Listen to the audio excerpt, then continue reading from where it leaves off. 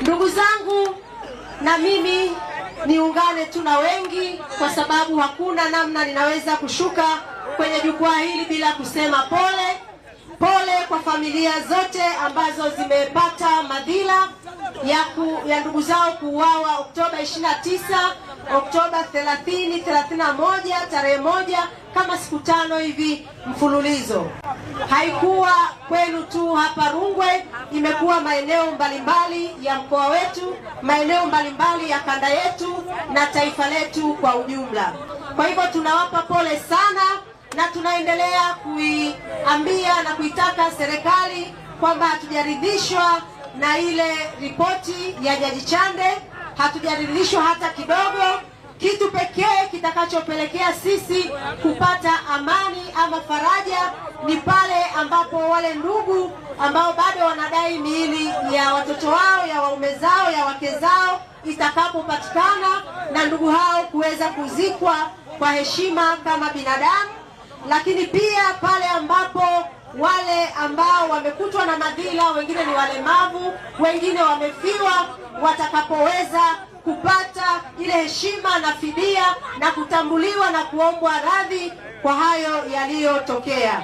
Kwa hivyo chama chenu tunasimama na wana Kiwila, tunasimama na wana Rungwe kuendelea kukataa ile ripoti na kuendelea kukataa hoja yoyote ambayo imetokana na ile ripoti.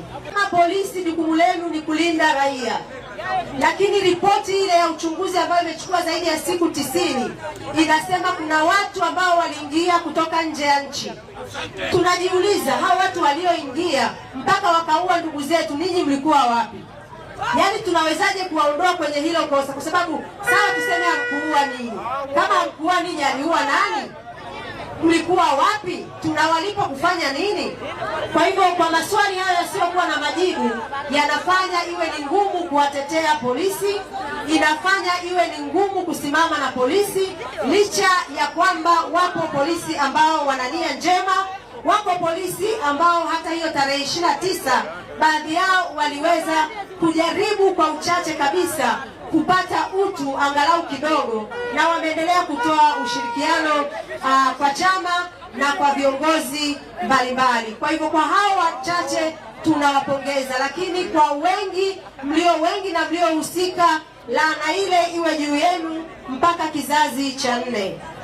Operesheni hii baada ya chama kufunguliwa inajulikana rasmi kama Operesheni Katiba Mpya na Operation Free Tundu Lissu, tukimaanisha kwamba mwenyekiti wetu taifa aachiwe huru bila masharti yoyote, lakini pia kwa sasa huko walikomshikilia apate zile haki za kibinadamu na za kiutu.